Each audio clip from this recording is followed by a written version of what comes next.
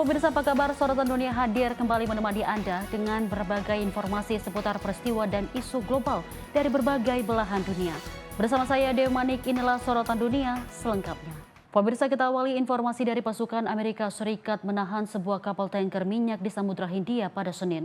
Kapal bernama Aquila II itu dicegat sekitar 200 mil laut dari pantai Oman dalam operasi militer yang disebut untuk menegakkan sanksi.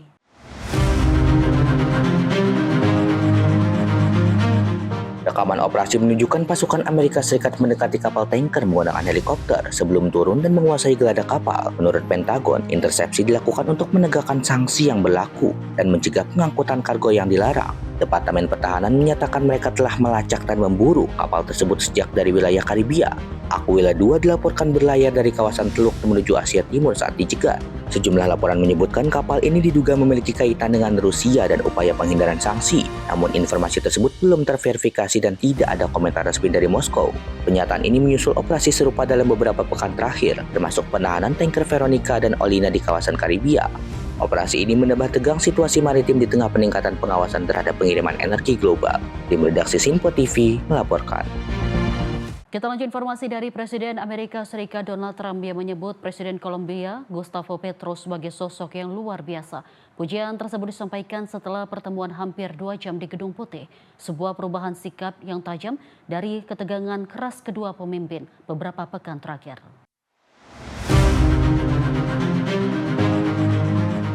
Pertemuan Donald Trump dan Gustavo Petro berlangsung dalam suasana yang keduanya sebut ramah. Padahal sebelumnya, Trump pernah menuduh Petro mengalirkan kokain ke Amerika Serikat dan bahkan mengancam tindakan militer terhadap Kolombia. Usai pertemuan, Trump meredam pernyataan keras di masa lalu dan menyatakan hubungan mereka kini lebih baik. Trump mengatakan mereka menggelar pertemuan yang sangat baik dan menyebut Petro sebagai pemimpin yang mengesankan. Dalam konferensi pers terpisah, Petro menyatakan pertemuan tersebut menghasilkan pandangan yang positif dan optimistis. Menurut Petro, nilai kebebasan menjadi titik awal pembicaraan.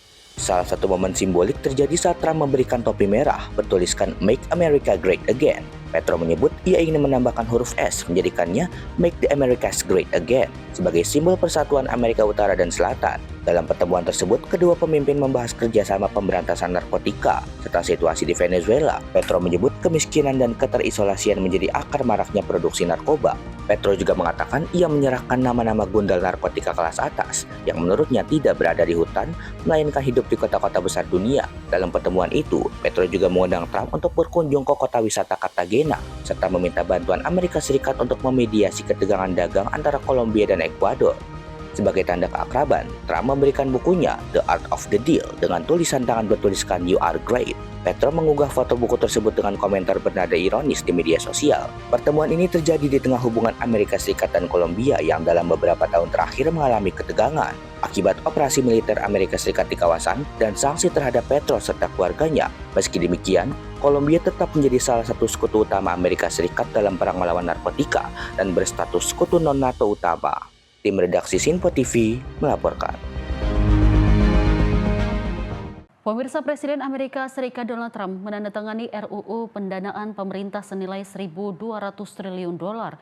Keputusan ini mengakhiri shutdown parsial pemerintah federal yang dimulai akhir pekan lalu. Namun keserakahan politik di Kongres belum berakhir karena pendanaan keamanan dalam negeri hanya disetujui untuk 2 pekan ke depan. Trump menandatangani RUU tersebut tak lama setelah DPR menyetujuinya. Dalam pemungutan suara yang ketat, RUU lolos dengan selisih tipis, 217 suara setuju dan 214 menolak. Presiden Trump menyebut RUU ini sebagai kemenangan bagi rakyat Amerika. Undang-undang tersebut merampungkan 11 RUU anggaran tahunan yang akan mendanai lembaga pemerintah hingga akhir September. Namun kompromi ini hanya menyelesaikan satu pertarungan anggaran dan sekaligus membuka konflik baru karena pendanaan Departemen Keamanan Dalam Negeri atau DHS hanya diperpanjang selama 2 pekan hingga tanggal 13 Februari. Partai Demokrat menuntut pembatasan lebih ketat terhadap operasi imigrasi, menyusul kematian 2 warga dalam penembakan yang melibatkan petugas federal. Pemimpin minoritas DPR, Hakim Jeffries menegaskan, Demokrat tidak akan menyetujui pendanaan sementara lagi tanpa perubahan besar dalam operasi ICE. Ketua DPR, Mike Johnson menyatakan optimisme bahwa kesepakatan dapat dicapai dan mendesak semua pihak bernegosiasi dengan etikat baik. Namun di Senat, pemimpin mayoritas John Thune terlihat lebih pesimistis, menyebut kesepakatan sebagai sebuah keajaiban. Proses pengesahan RUU ini sendiri berlangsung tanpa margin kesalahan. Ketua DPR harus menahan pemungutan suara hampir 1 jam untuk mengamankan dukungan dari Partai Republik. Dalam pemungutan suara akhir, 21 Republik bergabung dengan Demokrat menolak RUU, sementara jumlah yang sama dari Partai Demokrat justru memberi dukungan. Shutdown kali ini berbeda dengan krisis tahun lalu yang berlangsung selama 43 hari dan melumpuhkan lebih banyak lembaga. Sejumlah program penting seperti bantuan pangan dan Taman Nasional sudah lebih dulu mendapat pendanaan, sehingga dampak shutdown kali ini relatif lebih terbatas. Tim redaksi Sinpo TV melaporkan. Pemirsa, Presiden Donald Trump kembali menuai kontroversi setelah sebuah unggahan video di media sosialnya menampilkan gambar rasis mantan Presiden Barack Obama dan Michelle Obama digambarkan sebagai primata. Pemirsa, postingan tersebut memicu desakan cepat dari kubu GOP untuk segera dihapus dan menjadi momen yang tak biasa di mana Trump dikritik terbuka oleh partainya sendiri.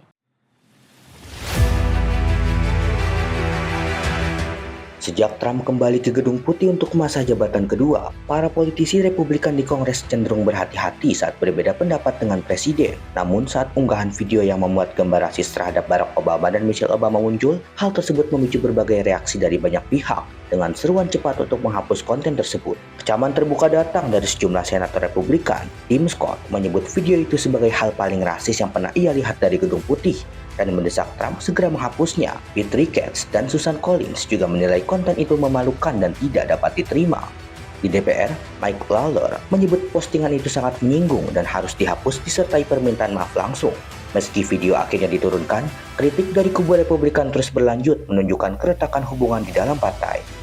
Namun sejumlah sekutu dekat Trump justru membela Presiden. Aktivis sayap kanan, Laura Loomer, menyerang politisi GOP yang mengkritik Trump. Sementara itu, Gedung Putih memberikan penjelasan yang berubah-ubah hingga menyebut unggahan itu terjadi karena kesalahan staf. Trump sendiri menolak meminta maaf secara langsung dan mengaku tidak melihat bagian akhir video yang bermasalah. Sementara itu, para pendukung Obama ramai mengutuk unggahan tersebut. Skandal ini menambah tekanan politik terhadap Trump di tengah polarisasi nasional yang semakin tajam. Tim redaksi Sinpo TV melaporkan. Kita lanjut informasi dari Partai Konservatif Bum Zaitai yang dipimpin Perdana Menteri Anutin Karnivarakul unggul dalam pemilu umum Thailand. Hasil sementara menunjukkan Bum Zaitai meraih hampir 200 kursi, namun masih belum cukup untuk membentuk pemerintahan sendiri. Koalisi diperkirakan akan menjadi kunci dalam penentuan Perdana Menteri berikutnya.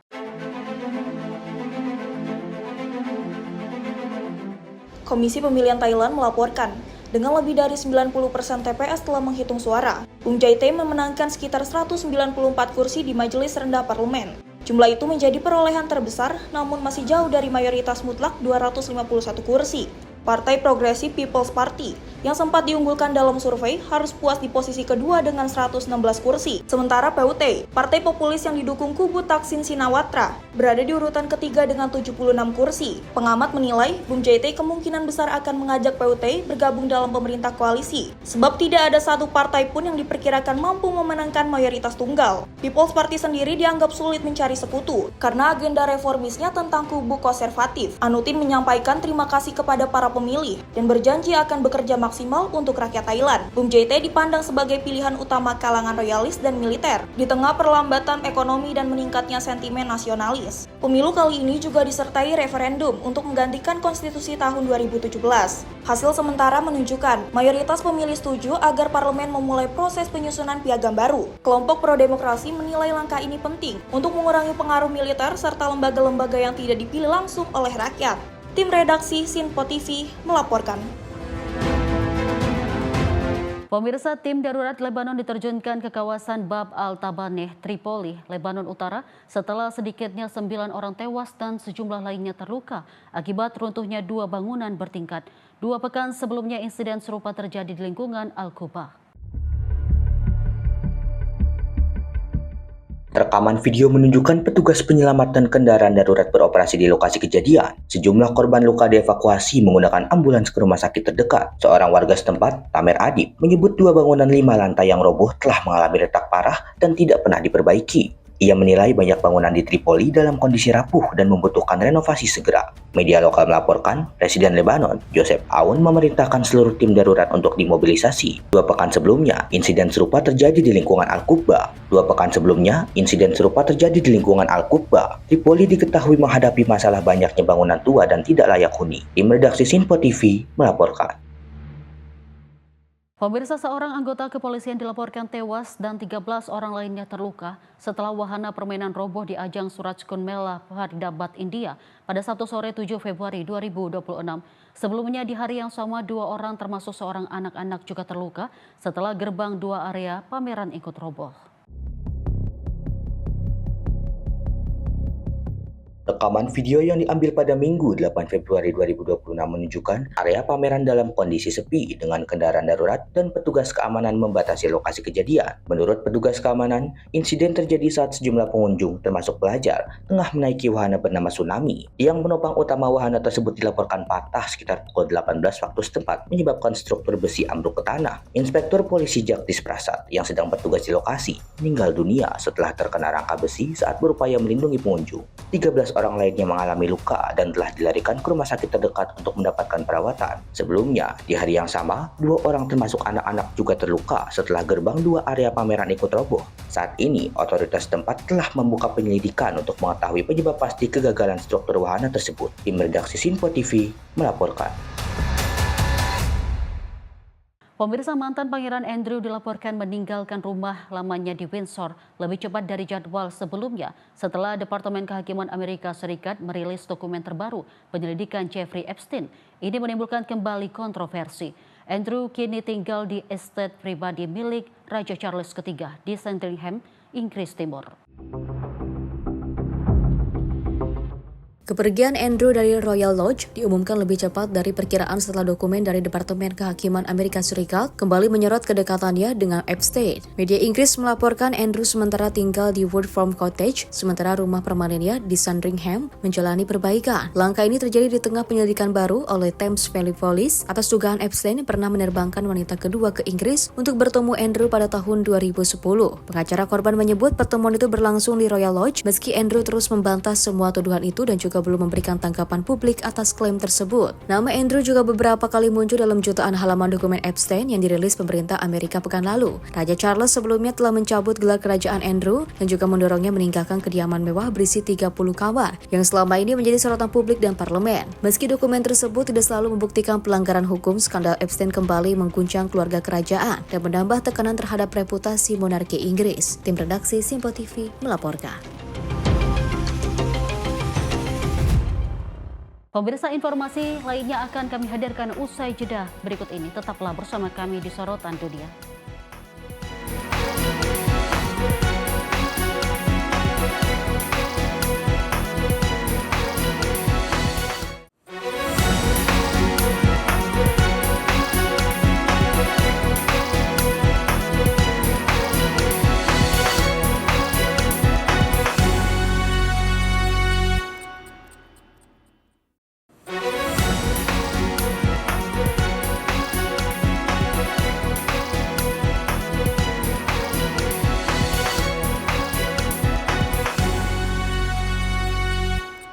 Terima kasih pemirsa, Anda kembali menyaksikan Sorotan Dunia bersama saya, Dewi Manik. Informasi kita lanjutkan kembali. Pemirsa, mantan Presiden Amerika Serikat Bill Clinton dan mantan Menteri Luar Negeri Hillary Clinton menyatakan kesediaan untuk memberikan kesaksian dalam penyelidikan DPR Amerika Serikat terkait kasus Jeffrey Epstein. Dan kesiapan ini disampaikan menjelang pemungutan suara atas tuduhan penghinaan terhadap Kongres, meski kesepakatan tersebut belum difinalkan secara tertulis. Kesiapan kedua Clinton disampaikan melalui email kuasa hukum mereka pada Komite Pengawasan DPR AS pada Senin malam. Dalam pesan tersebut, para pengacara menyatakan Bill dan Hillary Clinton akan memenuhi tuntutan Ketua Komite, James Comer, dan siap hadir dalam deposisi pada tanggal yang disepakati bersama. Namun, Ketua Komite Pengawasan DPR, James Comer, menegaskan kesepakatan itu belum final. Comer menyatakan belum ada perjanjian tertulis dan dirinya belum menarik upaya untuk mendorong tuduhan pidana penghinaan terhadap Kongres. Comer menyebut masih terbuka terhadap kesepakatan, namun semuanya bergantung pada isi dan pernyataan kedua Clinton. Negosiasi menit-menit terakhir ini terjadi saat pimpinan Partai Republikan mendorong resolusi penghinaan Kongres melalui Komite Aturan DPR AS. Langkah tersebut menjadi tahap akhir sebelum resolusi dibawa ke sidang paripurna DPR untuk diputuskan. Jika resolusi disetujui dan diproses oleh Kementerian Kehakiman, tuduhan penghinaan Kongres dapat berujung denda besar hingga ancaman penjara. Langkah ini berpeluang menjadi kasus pertama dalam sejarah Amerika Serikat yang melibatkan mantan presiden dalam proses penghinaan Kongres. Seiring berlangsungnya negosiasi, Komite Aturan DPR memutuskan menunda pembahasan resolusi penghinaan terhadap kedua Clinton.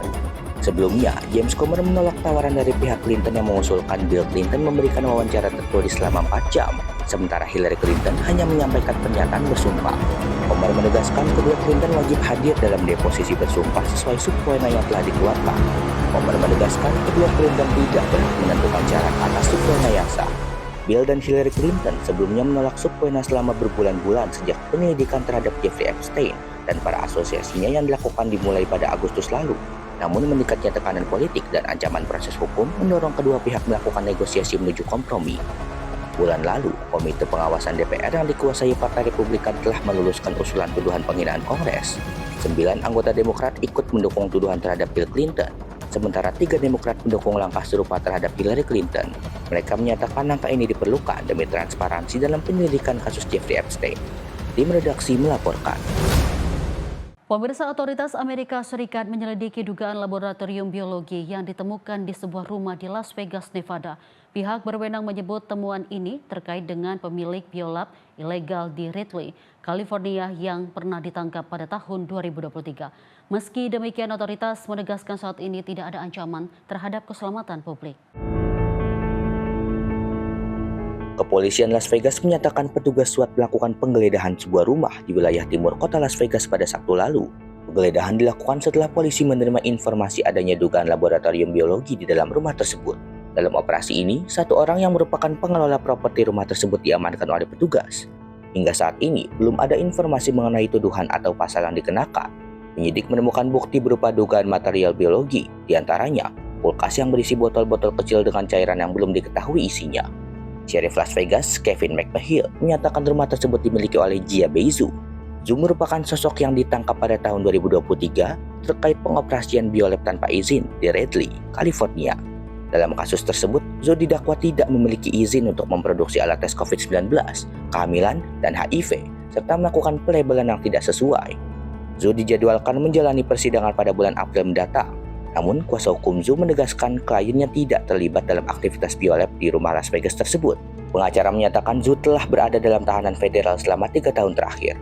Dalam proses penggeledahan, petugas menerapkan langkah keamanan khusus. Polisi menggunakan robot untuk memeriksa rumah dan melakukan pengambilan sampel udara. Tim hazmat diterjunkan untuk mengeluarkan barang-barang dari dalam rumah. Otoritas menegaskan hasil pemeriksaan sementara menunjukkan tidak ada ancaman terhadap masyarakat. Penyelidikan masih berlanjut untuk menentukan jenis material dan aktivitas yang terjadi di dalam rumah tersebut. Tim redaksi melaporkan. Pemirsa, tentara dan kepolisian Kolombia melancarkan operasi militer terpadu di wilayah Catatumbo. Operasi menargetkan kelompok gerilya Tentara Pembebasan Nasional serta kelompok Dissident FARC. Dan operasi ini digelar sehari setelah pertemuan Presiden Kolombia, Gustavo Petro, dengan Presiden Amerika Serikat Donald Trump di Gedung Putih. Komando Tentara dan Kepolisian Kolombia melakukan operasi militer berskala besar di kawasan Catatumbo, Provinsi Norte de Santander. Wilayah ini dikenal sebagai salah satu daerah rawan keamanan di perbatasan Kolombia dan Venezuela. Panglima Angkatan Bersenjata Kolombia, Jenderal Hugo Alejandro López Barreto menyatakan, operasi yang digelar merupakan operasi presisi tinggi.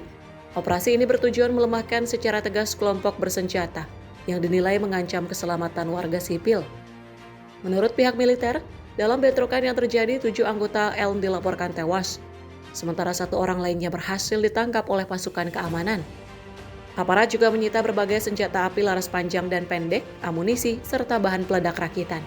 Selain itu, sejumlah drone dan granat yang dimodifikasi untuk wahana udara tanpa awak atau UAV dilaporkan berhasil dimusnahkan. Operasi ini dilakukan di tengah upaya pemerintah Kolombia menekan aktivitas kelompok bersenjata ilegal, terutama yang terlibat dalam jaringan perdagangan narkotika di wilayah perbatasan. Sehari sebelum operasi, Presiden Gustavo Petro bertemu dengan Presiden Amerika Serikat Donald Trump di Washington. Dalam pertemuan tersebut, kedua negara sepakat meningkatkan kerjasama keamanan setelah beberapa bulan hubungan bilateral mengalami ketegangan. Pemerintah Kolombia menyatakan operasi keamanan akan terus dilanjutkan dengan tujuan menjaga stabilitas dan melindungi warga sipil di daerah rawan konflik. Tim redaksi Sinpo TV melaporkan. 9 tahanan Palestina termasuk seorang perempuan tiba di Rumah Sakit Syuhada Al-Aqsa di daerah Al-Balah, Gaza Tengah pada Selasa 3 Februari 2026 waktu setempat. Pemirsa, pembebasan ini dilakukan Israel seiring berlakunya fase kedua kesepakatan gencatan senjata. Rekaman video menunjukkan kendaraan yang membawa para tahanan melintasi kerumunan warga. Iring-iringan kendaraan tersebut dikawal oleh mobil Komite Internasional Palang Merah. Setelah tiba di rumah sakit, para tahanan menjalani pemeriksaan medis. Keluarga kemudian bergegas memeluk para tahanan dan menunjukkan foto untuk memastikan identitas anggota keluarga mereka. Salah satu tahanan yang dibebaskan, Ayat Afana, meluapkan kegembiraannya saat bertemu kembali dengan keluarganya. Ia menyebut tidak pernah memeluk ibunya selama 20 tahun terakhir. Tahanan lain, Nidal Al-Astal, menyatakan kesedihannya setelah dideportasi ke Gaza. Ia menyebut istri dan anak-anaknya saat ini berada di tepi barat atau West Bank. Sementara juru bicara ICRC di Gaza, Amani Al-Nau, menyatakan organisasinya memfasilitasi pemindahan 9 tahanan Palestina. Pemindahan dilakukan dari perlintasan Karam Abu Salem menuju Rumah Sakit Syuhada Al-Aqsa di daerah Al-Balah. Tim ICRC yang juga membantu para tahanan untuk kembali terhubung dengan keluarga mereka. Media Palestina merilis daftar 9 tahanan yang dibebaskan. Daftar tersebut mencakup nama, usia, serta lokasi penahanan masing-masing tahanan. Hingga saat berita ini diturunkan, pihak Israel belum memberikan pernyataan resmi terkait pembebasan tersebut.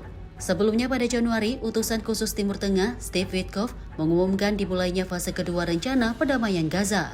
Fase ini mencakup peralihan dari gencatan senjata menuju perlucutan senjata, pembentukan administrasi teknokrat, serta rekonstruksi dan pembukaan kembali perlintasan Rafah. Tim redaksi Sinpo TV melaporkan. Pemirsa, mantan Taipan Media Hong Kong sekaligus aktivis pro-demokrasi Jimmy Lai dijatuhi hukuman 20 tahun penjara dalam kasus keamanan nasional. Vonis ini menjadi hukuman terberat yang pernah dijatuhkan di bawah Undang-Undang Keamanan Nasional yang diberlakukan China dan menuai kecaman luas dari komunitas internasional. Jimmy Lai, tokoh media pro-demokrasi Hong Kong sekaligus pendiri surat kabar Apple Daily, divonis 20 tahun penjara oleh pengadilan Hong Kong. Lai dinyatakan bersalah atas dakwaan bersekongkol dengan kekuatan asing untuk membahayakan keamanan nasional, serta berkonspirasi menerbitkan artikel yang dianggap bersifat hasutan. Vonis tersebut menjadi hukuman terpanjang sejak Undang-Undang Keamanan Nasional diberlakukan oleh Beijing pada tahun 2020. Padahal, maksimum hukuman atas dakwaan ini adalah penjara seumur hidup. 6 mantan karyawan Apple Daily dan 2 aktivis lain dalam kasus ini juga dijatuhi hukuman penjara antara 6 tahun 3 bulan hingga 10 tahun. Sebagian mendapatkan keringanan hukuman karena mengajukan pledoi bersalah. Keluarga menyebut vonis ini kejam dan mengancam nyawa Lai, mengingat usianya yang telah mencapai 78 tahun dan kondisi kesehatannya yang diperkirakan semakin memburuk. Kasus Jimmy Lai dinilai sebagai pukulan berat bagi kebebasan pers di Hong Kong. Sementara pemerintah setempat menegaskan kasus ini tidak berkaitan dengan kebebasan media. Vonis ini diperkirakan akan memperkeruh hubungan Beijing dengan negara-negara barat. Tim redaksi Sinpo TV melaporkan. Iran kembali memperluas penindakan terhadap suara kritis reformis setelah gelombang protes nasional yang menewaskan ribuan orang. Kali ini, pemirsa, aparat keamanan menargetkan tokoh-tokoh reformis dalam langkah yang disebut sebagai upaya membungkam oposisi di tengah tekanan negosiasi nuklir dan ancaman militer Amerika Serikat. Media di Iran melaporkan pasukan keamanan telah menangkap sejumlah figur penting dari gerakan reformis yang selama ini berupaya mendorong perubahan dari dalam sistem Republik Islam Iran. Di antara yang ditahan termasuk Azhar Mansuri, Ketua Front Reformis Iran, serta bekas diplomat Mohsen Aminzadeh yang pernah menjabat di era Presiden Reformis Muhammad Khatami. Seorang tokoh lain, Ebrahim Asgharzadeh, juga ikut ditahan. Dia dikenal sebagai pemimpin mahasiswa yang terlibat dalam penyerbuan kedutaan besar Amerika Serikat tahun 1979. Penangkapan para tokoh reformis Iran ini diduga berkaitan dengan pernyataan pada Januari lalu yang menuntut pemimpin tertinggi Ayatollah Ali Khamenei mundur dari jabatannya dan digantikan oleh Dewan Transisi Pemerintahan. Jaksa Teheran menuduh mereka mengorganisir aktivitas yang dinilai mengganggu stabilitas politik dan sosial di saat Iran menghadapi tekanan dari Amerika Serikat dan Israel. Situasi semakin memanas setelah peraih Nobel Perdamaian Narges Mohammadi dijatuhi vonis baru dengan tambahan hukuman lebih dari 7 tahun penjara. Pengamat menilai rezim Iran kini berupaya menutup rapat setiap celah perlawanan politik di dalam negeri. Setelah protes besar sebelumnya ditanggapi dengan tindakan keras yang menyebabkan ribuan orang tewas dan puluhan ribu lainnya ditahan. Penindakan ini terjadi di saat Iran baru saja menjalani perundingan nuklir dengan Amerika Serikat di Oman. Presiden Donald Trump kembali memperingatkan opsi serangan militer jika tak ada kesepakatan baru yang tercipta. Tim redaksi Simpo TV melaporkan. Pemirsa, salju lebat melanda wilayah Jepang Utara selama 2 pekan terakhir. Tumpukan salju hingga mencapai 2 meter menutup jalan raya, menghentikan transportasi dan menyebabkan puluhan korban jiwa. Otoritas menyebut sebagian besar kematian terjadi saat warga membersihkan salju di atap rumah.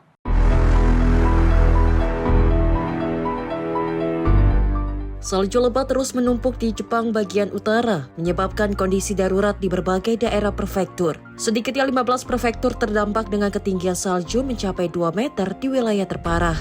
Otoritas setempat melaporkan lebih dari 35 orang tewas dan ratusan lainnya terluka. Sebagian besar korban meninggal akibat terjatuh saat membersihkan salju di atap rumah mereka. Di prefektur Aomori, ribuan rumah mengalami pemadaman listrik. Sementara sejumlah jalur kereta termasuk Shinkansen terpaksa dihentikan sementara karena kondisi cuaca ekstrim. Gubernur prefektur Aomori, Soichiro Miyashita, menyatakan sejumlah jalan utama beresiko terblokir total. Akibatnya, ambulans dan kendaraan darurat sulit menjangkau lokasi penyelamatan, memaksa tim medis berjalan kaki membawa tandu. Pemerintah Jepang memperingatkan meski suhu diperkirakan menghangat, bahaya belum berakhir. Salju yang mencair dapat memicu longsor, permukaan licin, serta resiko kecelakaan susulan. Badai salju diperkirakan masih akan berlanjut pada akhir pekan ini. Warga dihimbau tetap waspada dan mengutamakan keselamatan saat beraktivitas di luar rumah. Tim redaksi Simpo TV melaporkan.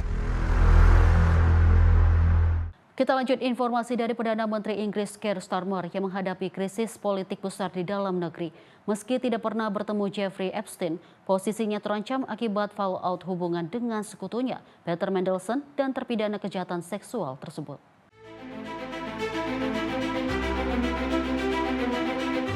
Skandal Jeffrey Epstein kembali mengguncang Inggris, kali ini menyeret pemerintahan Perdana Menteri Keir Starmer. Starmer mengakui telah salah mempercayai Peter Mandelson yang ia tunjuk sebagai duta besar Inggris untuk Amerika Serikat pada 2024. Starmer pada Kamis menyampaikan permintaan maaf langsung kepada para korban kejahatan seksual Epstein. Ia menyebut Mandelson berulang kali berbohong kepadanya dan juga menggambarkan Epstein sebagai sosok yang hampir tidak ia kenal, padahal hubungannya ternyata sangat dekat. Dokumen baru yang dirilis Departemen Kehakiman Amerika Serikat mengungkap pesan-pesan akrab serta catatan pembayaran total senilai $75.000 dari Epstein ke akun terkait Mandelson atau suaminya. Berkas itu juga menyebut Mandelson diduga membagikan informasi pemerintah sensitif pasca krisis finansial 2008. Kepolisian Inggris kini menyelidiki Mandelson atas dugaan penyalahgunaan jabatan publik. Meski ia tidak dituduh terlibat kejahatan seksual, kasus ini menimbulkan gelombang tekanan politik yang besar di dalam Partai Buruh. Pengamat juga menilai keputusan Starmer menunjuk Mandelson sebagai duta besar adalah kesalahan fatal. Dengan popularitas buruh terus merosot dan pemilu lokal yang ada di depan mata, skandal ini dinilai bisa menjadi pemicu utama jatuhnya Starmer dari jabatan Perdana Menteri. Tim redaksi Simpo TV melaporkan. Pemirsa, warga Palestina masih menunggu di perbatasan Rafah antara Gaza dan Mesir di tengah ketidakpastian terkait proses pembukaan kembali pos lintas batas tersebut.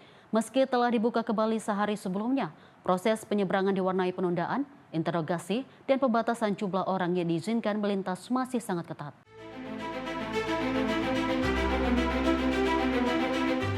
Di sisi Mesir, warga Palestina yang sebelumnya melarikan diri dari Gaza berkumpul menunggu kesempatan kembali setelah menjalani perawatan medis. Sementara itu di sisi Gaza, pasien yang membutuhkan perawatan yang tidak tersedia di dalam Gaza. berkumpul di rumah sakit sebelum dibawa menuju Rafah dengan ambulans. Otoritas Mesir menginformasikan sejumlah pasien dan juga pendamping telah melintas dari Gaza ke Mesir. Meski jumlah pastinya tidak diungkapkan, sebuah bus yang membawa sekitar 40 warga Palestina yang kembali ke Gaza melalui Rafah tiba di rumah sakit Nasser di Khan Younis dan disambut hangat keluarga mereka setelah sehari penuh menunggu.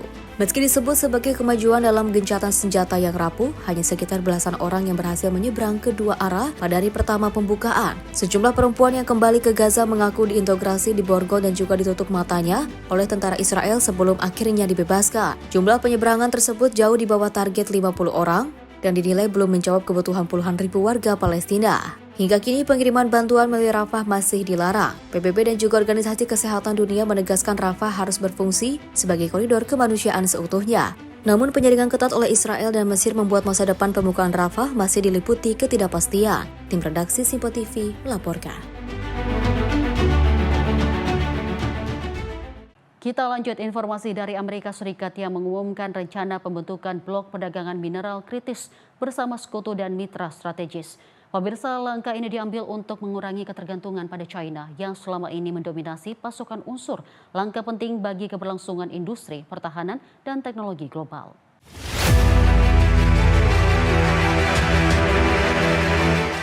Amerika Serikat di bawah pemerintahan Presiden Donald Trump mengumumkan rencana membentuk blok perdagangan mineral kritis bersama negara sekutu dan mitra. Inisiatif ini ditujukan untuk melawan dominasi besar China atas pasokan unsur-unsur penting bagi produk teknologi dan militer.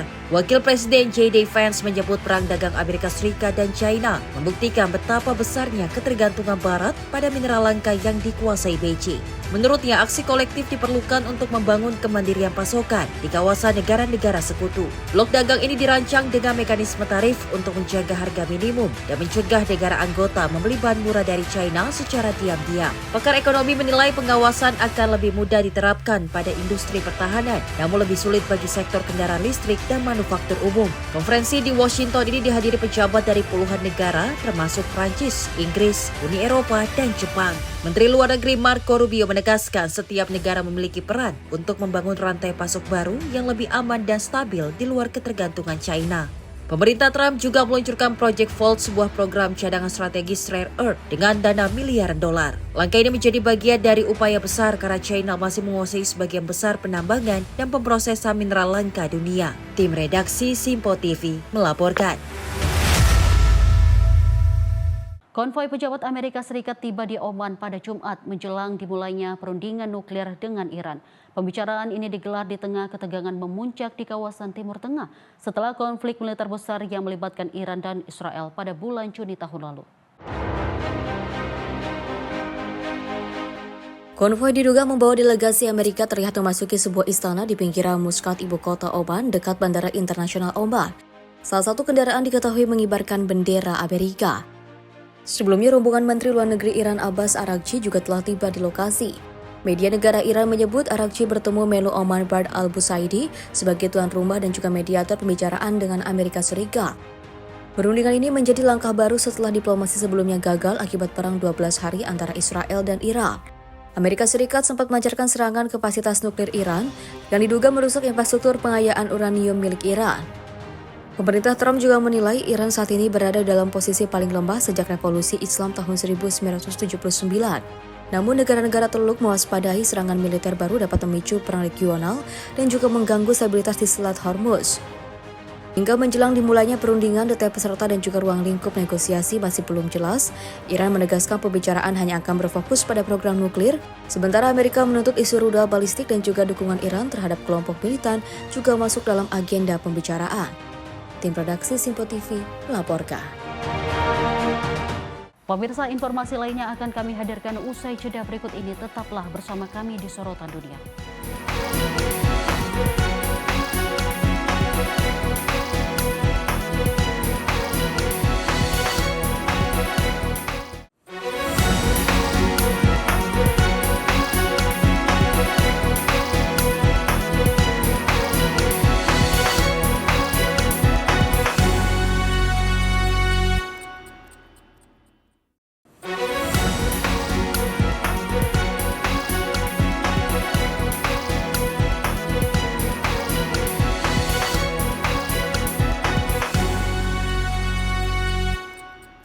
Terima kasih pemirsa, Anda kembali menyaksikan Sorotan Dunia bersama saya, Dewi Manik. Pemirsa, Perdana Menteri Jepang Sanae Takaichi meraih kemenangan besar dalam pemilu, memberi partai berkuasa dominasi di Majelis Rendah Parlemen. Dan hasil ini membuka jalan bagi pergeseran kebijakan Jepang ke arah yang lebih konservatif, terutama dalam isu keamanan imigrasi dan sosial. Takaichi berjanji merevisi kebijakan pertahanan pada Desember tahun lalu untuk memperkuat kapabilitas militer Jepang. Pemerintah juga berencana melonggarkan larangan ekspor senjata, menjauhi prinsip pasifisme pasca Perang Dunia Kedua. Dalam bidang keamanan, Takaichi mendorong pembentukan Badan Intelijen Nasional untuk mempererat kerjasama dengan Amerika Serikat dan mitra pertahanan lainnya. Namun, RUU anti-spionase yang ia usulkan menuai kritik karena dinilai berpotensi mengancam hak sipil. Takaichi juga memenuhi janji kepada Presiden Donald Trump untuk melipat gandakan anggaran pertahanan Jepang hingga 2% dari PDB. Ia dijadwalkan akan berkunjung ke Washington pada 19 Maret dengan agenda belanja militer, investasi, dan sikap pemerintah Jepang terhadap China. Hubungan Tokyo-Beijing diperkirakan akan semakin memanas terkait Taiwan dan isu kuil Yasukuni. Di dalam negeri, Takaichi mendorong pengetatan imigrasi dan kebijakan sosial konservatif. Secara ekonomi, ia menyajikan langkah atasi kenaikan harga, termasuk wacana pemotongan pajak, meski pasar waspada pada besarnya utang nasional Jepang. Tim redaksi Sinpo TV melaporkan. Kesengsaraan warga Palestina di tepi barat semakin dalam setelah kebijakan Israel mencabut puluhan ribu izin kerja pasca serangan Hamas Oktober 2023.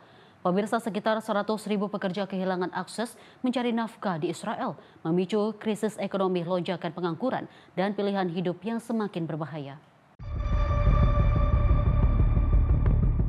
Ribuan warga Palestina di tepi barat kehilangan sumber penghasilan setelah izin kerja mereka di Israel dicabut. Sekitar 100.000 izin kerja dibatalkan, namun hanya kurang dari 10.000 yang dipulihkan kembali. Bank Dunia memperingatkan ekonomi di tepi barat terancam runtuh dengan pengangguran meningkat hingga hampir 30%. Banyak warga terpaksa menjual barang, berutang, atau membayar izin kerja ilegal di pasar gelap. Sebagian lain mencoba menyelundup masuk ke Israel yang berisiko ditangkap atau ditembak. Israel menyatakan pencabutan izin kerja berdasarkan pertimbangan keamanan, namun sebagian warga Palestina masih diizinkan bekerja di pemukiman Yahudi di tepi barat. Warga menyebut tanpa akses pekerjaan, mereka hidup dalam kelaparan, utang, dan ancaman kehilangan tempat tinggal. Situasi diperburuk oleh meningkatnya kekerasan pemukim dan operasi militer Israel di tepi barat yang memaksa puluhan ribu orang mengungsi. Kelompok buruh Israel menilai tanpa integrasi ekonomi, wilayah ini berisiko masuk ke dalam kekacauan lebih besar. Tim redaksi Sinpo TV melaporkan. Kita lanjut informasi dari polisi Italia yang menembakkan gas air mata dan meriam air saat bentrokan terjadi dengan puluhan demonstran di dekat venue hoki Olimpiade musim dingin. Insiden ini memicu kekhawatiran publik terhadap pengamanan event olahraga internasional tersebut.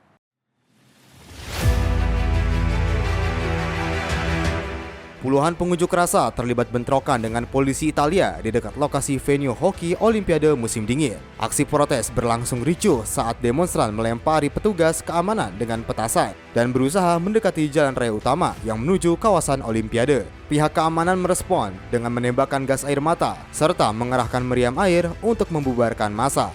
Situasi semakin memanas ketika sejumlah demonstran mencoba menerobos barikade keamanan dan memicu kejar-kejaran di sekitar jalur tol. Otoritas setempat menyebut langkah tegas diambil untuk mencegah gangguan lebih luas, terutama menjelang persiapan Olimpiade musim dingin. Hingga saat ini, belum ada laporan resmi terkait jumlah korban luka atau penangkapan dalam aksi tersebut. Namun, insiden ini menambah kekhawatiran publik terhadap isu keamanan dan protes sosial di tengah persiapan ajang olahraga internasional tersebut. Tim redaksi Sinpo TV melaporkan. Pemerintah Pakistan menyatakan telah menewaskan 145 teroris yang disebut didukung India dalam operasi anti-teror di Provinsi Balochistan selama 40 jam terakhir. Operasi dilancarkan setelah serangan bunuh diri dan serangan bersenjata menyebabkan 33 orang tewas, sebagian besar warga sipil. Menteri Utama Balochistan Sarfraz Bukti menyatakan pasukan militer dan polisi menyerbu sejumlah lokasi dan menewaskan 145 anggota. Kelompok yang disebut Fitna Al-Hindustan atau Tentara Pembebasan Balochistan. Bukti menyebut sebagian dari teroris yang tewas merupakan warga negara Afghanistan dan seluruh jenazah telah berada dalam penguasaan pihak berwenang. Menurut bukti, kelompok bersenjata itu berencana menyandera warga setelah menyerbu kantor pemerintah di zona keamanan tinggi Quetta. Namun rencana itu berhasil digagalkan. Dalam serangan Sabtu lalu, 18 warga sipil termasuk 5 perempuan dan 3 anak tewas. Bersama 15 personil keamanan, warga Quetta mengaku diliputi ketakutan setelah bom bunuh diri menargetkan petugas polisi dan pria bersenjata berkeliaran di jalanan. Pemerintah Pakistan menuding India dan Afghanistan mendukung kelompok penyerang dan menyebut pimpinan BLA beroperasi dari wilayah Afghanistan. Namun India dan Afghanistan membantah tuduhan tersebut. Ketegangan antara Pakistan dan Afghanistan meningkat sejak serangan udara Pakistan ke sarang Taliban Pakistan. Di dalam wilayah Afghanistan, bukti juga mengungkapkan militer menyerang rumah seorang buruh di Gwadar dan membunuh 5 perempuan dan 3 anak. Aksi itu pun dikecam keras oleh pemerintah. Tim redaksi Simpo TV melaporkan. Pemirsa, partai berkuasa di Jepang di bawah kepemimpinan Partai Menteri Sanai Takaichi menang telak dalam pemilu cepat di Jepang. Media melaporkan LDP mengamankan mayoritas suara di majelis rendah, memberi Takaichi mandat kuat untuk mendorong agenda konservatif di tengah ketegangan regional dan tekanan ekonomi. Hasil perhitungan sementara menyebut LDP meraih 316 kursi, melampaui batas mayoritas absolut dalam parlemen. Kemenangan ini menjadi rekor terbesar dalam sejarah partai sejak didirikan pada tahun 1955. Takaichi, yang baru menjabat 3 bulan sebagai Perdana Menteri Jepang, menjadi sosok sentral dalam melonjakkan dukungan publik. Dalam wawancara televisi, ia menegaskan akan memperkuat kebijakan untuk membuat Jepang lebih kuat dan makmur. Di kantor pusat LDP, Takaichi tampak memasang pita merah pada papan nama para kandidat pemenang dan disambut tepuk tangan pejabat partai. Meski belum menguasai majelis tinggi, super majoritas di majelis rendah memberikan ruang besar bagi Takaichi untuk mendorong perubahan dalam kebijakan keamanan, imigrasi, dan penguatan militer. Sementara itu, blok oposisi dinilai terlalu terpecah untuk menjadi penantang serius bagi para partai berkuasa. Aliansi baru Partai Sentris dan Liberal diperkirakan kehilangan banyak kursi parlemen dibandingkan pemilu sebelumnya. Pemilu ini menegaskan dominasi LDP di politik Jepang, sekaligus membuka babak baru di bawah kepemimpinan Takaichi yang berambisi memperkuat posisi Jepang di kawasan Asia Pasifik. Tim redaksi Simpo TV melaporkan.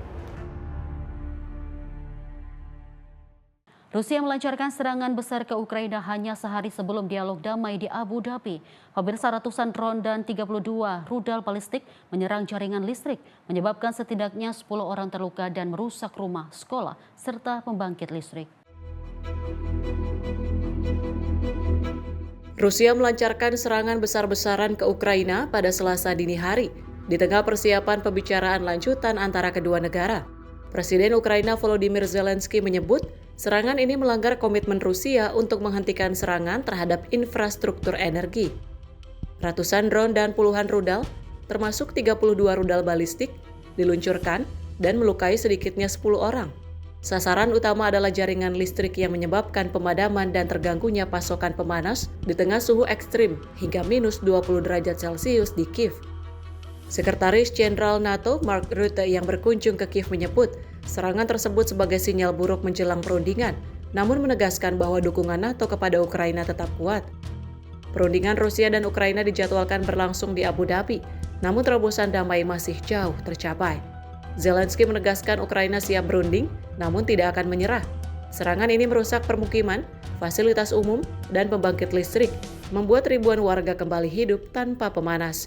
NATO menegaskan akan terus mendukung Ukraina demi stabilitas dan keamanan Eropa. Tim redaksi Simpo TV melaporkan. Presiden Panama Jose Raul Mulino menegaskan negaranya tidak akan tunduk pada tekanan China menyusul putusan Mahkamah Agung yang membatalkan konsesi perusahaan Hong Kong di Pelabuhan Kanal Panama. Mulino menyebut Panama adalah negara berdaulat dan tidak akan diancam oleh siapapun. Pernyataan Mulino disampaikan dalam konferensi pers pagi hari ini saat menanggapi kritik keras pemerintah China. Mulino menekankan Panama akan tetap teguh menjalankan putusan pengadilan. Putusan ini muncul sepekan setelah Mahkamah Agung Panama menyatakan konsesi yang dipegang anak usaha CK Husichon Holdings bersifat tidak konstitusional. Keputusan pengadilan dipandang sebagai kemenangan politik bagi Presiden Amerika Serikat Donald Trump yang berupaya membatasi pengaruh China di jalur perdagangan global tersebut.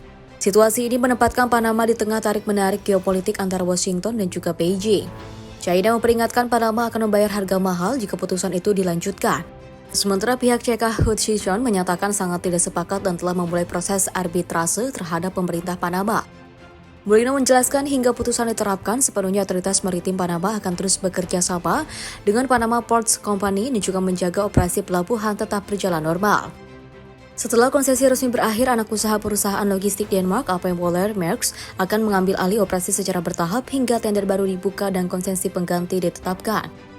Tim redaksi Simpo TV melaporkan. Pemirsa, pasukan keamanan yang berafiliasi dengan Kementerian Dalam Negeri Suriah terus melakukan pengerahan di wilayah mayoritas Kurdi di timur laut Suriah. Langkah ini dilakukan sebagai bagian dari kesepakatan antara pemerintah Damaskus dan pasukan Demokratik Suriah atau SDF yang dipimpin kelompok Kurdi. Konvoi pasukan keamanan Suriah memasuki kota Komisli di Provinsi Al-Hasakah setelah sehari sebelumnya juga memasuki wilayah sekitar kota tersebut. Berdasarkan kesepakatan, pasukan keamanan dalam jumlah terbatas akan ditempatkan di wilayah mayoritas Kurdi dengan tugas terbatas untuk mengamankan fasilitas milik negara. Menjelang masuknya pasukan, pengamanan diperketat di Jalan Amuda akses utama menuju Komisli. Sementara SDF memberlakukan jam malam. Personil SDF dan pasukan keamanan Kurdi lokal bersiaga di persimpangan dan jalur utama. Sebagian dari mereka menutupi wajah dan terdapat juga perempuan di antara pasukan yang dikerahkan. Juru bicara Kementerian Dalam Negeri Suriah, Nur Aldin Al-Baba menyatakan ada program dan jadwal waktu untuk menyelesaikan seluruh poin kesepakatan, termasuk pengambil alihan fasilitas vital seperti perbatasan, bandara Komisli, dan fasilitas minyak untuk dikelola demi kepentingan rakyat Suriah. SDF menegaskan mereka masih mengendalikan keamanan di dalam kota dan menyatakan siap menghadapi upaya sabotase. Menurut mereka, pasukan pemerintah hanya akan ditempatkan di 4 titik di Komisli dan bersifat sementara hingga proses integrasi selesai. Tim redaksi Simpo TV melaporkan. Negara-negara kecil yang berada di kawasan Uni Eropa kini turut berperan besar dalam produksi senjata modern, salah satunya Siprus, yang mengirimkan drone buatan lokal ke garis depan perang di Ukraina. Dengung baling-baling yang terdengar di medan tempur Ukraina kini tak hanya berasal dari drone produksi negara besar. Sebagian di antaranya diketahui merupakan drone buatan Siprus, sebuah negara kecil di kawasan Uni Eropa. Perusahaan Swarmley merupakan lebih dari 200 drone H-10 Poseidon telah digunakan untuk membantu baterai artileri Ukraina mengidentifikasi posisi target musuh. Drone tersebut berperan penting dalam pengintaian dan penentuan sasaran di medan perang.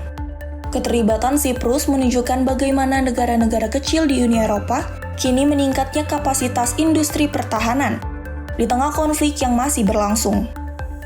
Perang Ukraina telah mendorong lonjakan permintaan alat pertahanan termasuk drone yang menjadi salah satu kunci dalam perang modern. Dari pabrik kecil hingga ke medan tempur, produk pertahanan Eropa kini tak hanya digunakan di dalam negeri, namun juga kini di garis depan konflik internasional. Tim redaksi Simpo TV melaporkan.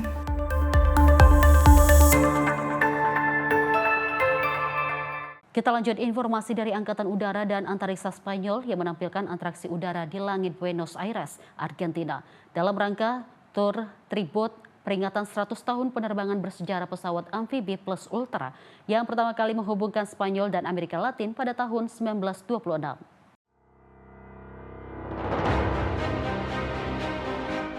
Atraksi udara digelar di Taman Pesisir Utara Buenos Aires dan disaksikan ratusan warga yang memadati area pertunjukan. Dalam pertunjukan ini, helikopter patroli ASPA milik Angkatan Udara dan Antariksa Spanyol menampilkan manuver udara bersama skuadron historis B-45 Mentor milik Angkatan Udara Argentina. Kepala Hubungan Masyarakat Angkatan Udara dan Antariksa Spanyol, Manuel Angel Cuenca, menyatakan atraksi ini digelar untuk memperingati 1 abad penerbangan Plus Ultra. Penerbangan tersebut merupakan pencapaian penting dalam sejarah aviasi militer Spanyol, sekaligus tonggak hubungan udara antara Spanyol dan negara-negara Amerika Latin. Dalam tur tribut ini, armada udara Spanyol menempuh rute yang meniru perjalanan para perintis Plus Ultra, dengan singgah di Rio de Janeiro, Brazil, dan Montevideo, Uruguay, sebelum akhirnya tiba di Buenos Aires, Argentina. Penerbangan Plus Ultra pada tahun 1926 menempuh jarak lebih dari 10.000 km dari Palos de la Frontera, Huelva, melalui Kepulauan Canary, Cape Verde, Brasil, dan Uruguay sebelum mendarat di Argentina. Selain memperingati sejarah, atraksi udara ini juga menjadi ajang pertunjukan kapabilitas modern Angkatan Udara dan Antariksa Spanyol, serta memperkuat hubungan kerjasama pertahanan dengan negara-negara Amerika Latin. Tim redaksi Sinpo TV melaporkan. Pemirsa, Bad Bunny menciptakan momen bersejarah di panggung Super Bowl 2026. Dalam pertunjukan halftime di Levy Stadium, California, musisi Puerto Rico itu membawa sejarah dan identitas budaya pulau kelahirannya ke hadapan jutaan penonton dunia. Bad Bunny mencatat sejarah dengan penampilannya di pertunjukan halftime Super Bowl yang syarat simbol budaya dan identitas Puerto Rico. Penampilan dibuka dengan latar ladang tebu, dikelilingi petani tradisional Jibaro, serta gambaran kehidupan rakyat seperti permainan domino dan stand piragua eserut khas Karibia. Bad Bunny membawakan sejumlah lagu hits reggaetonnya, termasuk Titi Mi Preganto dan Yo Pero Sola. Penampilan meriah ini juga disaksikan sejumlah selebriti Latin serta tokoh dunia hiburan internasional yang turut menambah perhatian dan sorotan global terhadap pertunjukan tersebut. Momen kejutan lainnya terjadi saat Lady Gaga muncul dalam adegan pernikahan di atas panggung, membawakan lagu duet Day With a Smile bersama iringan band dan tarian salsa. Di sela-sela penampilan, Bad Bunny kemudian menyelipkan pesan politik dan sosial saat menampilkan lagu El Apagón yang menggambarkan krisis listrik dan dampak Hurricane Maria di Puerto Rico. Di akhir penampilan, Bad Bunny mengibarkan bendera Puerto Rico dengan warna biru muda, simbol gerakan kemerdekaan. Layar panggung menampilkan pesan, "The only things more powerful than hate is love." Pertunjukan selama 13 menit ini dinilai sebagai momen bersejarah, karena Bad Bunny tampil sepenuhnya dalam bahasa Spanyol dan memperkenalkan budaya Latin di panggung terbesar Amerika Serikat. Tim redaksi Sinpo TV melaporkan. Pemirsa, Pangeran William melakukan kunjungan resmi kerajaan ke Arab Saudi dan bertemu putra mahkota Mohammed bin Salman. Keduanya meninjau kawasan At-Turaif di Riyadh, situs warisan dunia UNESCO. Pertemuan ini menjadi bagian dari upaya memperkuat hubungan diplomatik dan kerjasama antara London dan Riyadh. Pangeran William dan putra mahkota Saudi Mohammed bin Salman bertemu di Riyadh pada Senin malam. Keduanya melakukan tur di At-Turaif District, kawasan bersejarah yang menjadi salah satu simbol awal berdirinya kerajaan Saudi. Situs ini telah ditetapkan sebagai warisan dunia UNESCO dan menjadi salah satu destinasi utama dalam program modernisasi dan pariwisata kerajaan Saudi. Kunjungan Pangeran William dipandang sebagai langkah diplomasi penting untuk memperkuat hubungan Inggris dan Arab Saudi di tengah dinamika politik dan ekonomi global. Pertemuan ini juga menegaskan peran kedua negara dalam kerjasama strategis, termasuk investasi, perdagangan, dan isu keamanan regional. Inggris dan Arab Saudi dipandang sebagai mitra penting dalam menjaga stabilitas Timur Tengah di tengah ketegangan geopolitik dan dinamika konflik kawasan. Tim redaksi Sinpo TV melaporkan. Pemirsa, informasi tadi menutup perjumpaan kita di Sorotan Dunia hari ini. Mewakili kru yang bertugas, saya Deomani pamit. Terima kasih atas kebersamaan Anda. Sampai jumpa.